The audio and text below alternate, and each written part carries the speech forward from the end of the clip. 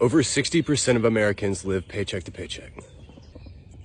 It's been proven by research to be really bad for your health. It's really bad for your relationships, and it's really bad for not only your physical health, but your mental health as well. It puts people in a state of agony a lot of times. They don't realize how bad it is until they're out of debt.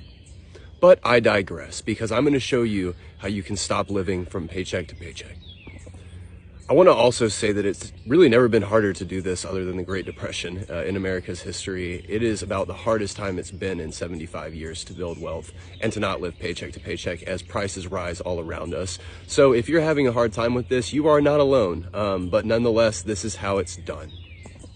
Step 0, you need to make a budget. You need to write down every single penny that you spend. I do it in a Google Doc, and I have for the past 3.5 years, and it's wonderful. I know exactly what I spend month in and month out, and I can look back and determine how I did in terms of optimizing my own happiness and my financial goals. It's a wonderful thing to do. Some people use the EveryDollar app that Dave Ramsey has. Some people have their own way of tracking it with an envelope system, putting a certain amount of cash in there and only spending cash. There's so many ways to do it.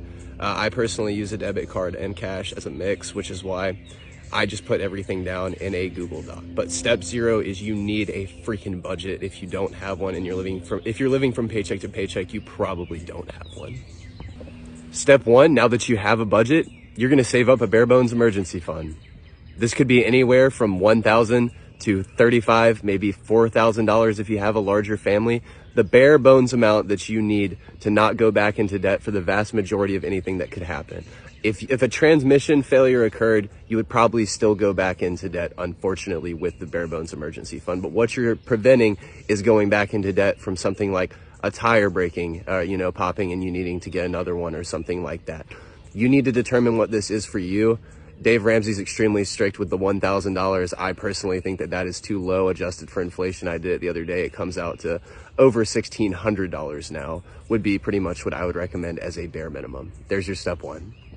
Step 2, you're going to pay off all of your debt, smallest to largest. You're going to pay minimums on everything but the debt that you're really targeting, and you're going to knock it out, and you're going to get a boost every time you knock one out psychologically, and you're going to knock it out way faster than you ever freaking thought possible. As your income goes up and you're budgeting, monitoring your expenses, the expenses will usually go down a little bit. You'll have more wiggle room, and you can dominate with, step 2 by paying off the smallest debt in terms of the number really fast, and you get a boost each time, and then you knock out the biggest one last and paying the minimum on it. That is the way to go with the debt snowball for step 2. Step 3, you're going to get a proper emergency fund. If you have a family of 4, that might be $25,000, $30,000, $35,000 even for you. And you're going to have that, and you're going to be freaking comfortable for what life could throw at you. If the transmission goes out on your, wife's used car, you pay for it. If it goes out in your car, you pay for it. Not a fucking problem. If something happens, with the house and it needs a foundation repair, say $18,000, $20,000, you can pay that and you can get it taken care of. You don't have to sweat. You need to have an emergency fund that's proper after step 2. This is why a solid emergency fund with step 3 is very, very important. Step 4, you're going to invest upwards of 15% into retirement investment accounts. What does that mean? It could be a brokerage account as long as you're not going to touch it till retirement. A lot of times it means a Roth IRA or a traditional IRA or a 401k for people. But you need to make sure that you're putting in 15 at minimum % of your income after taxes into retirement investments. Thanks.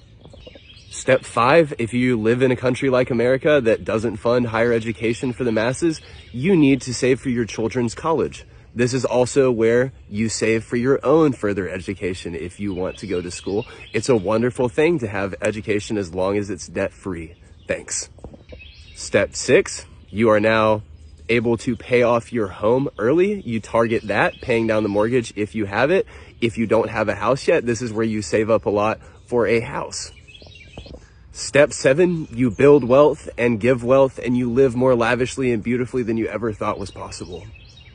I'm telling you, step 7 is a really good feeling. I think y'all will probably like it. This is the best how-to I could possibly give y'all, and it is an absolute gold nugget of a video. Please give me a follow if you received anything that benefited you, because I need my followers to freaking go up, man. I need more people to see this stuff. Thanks.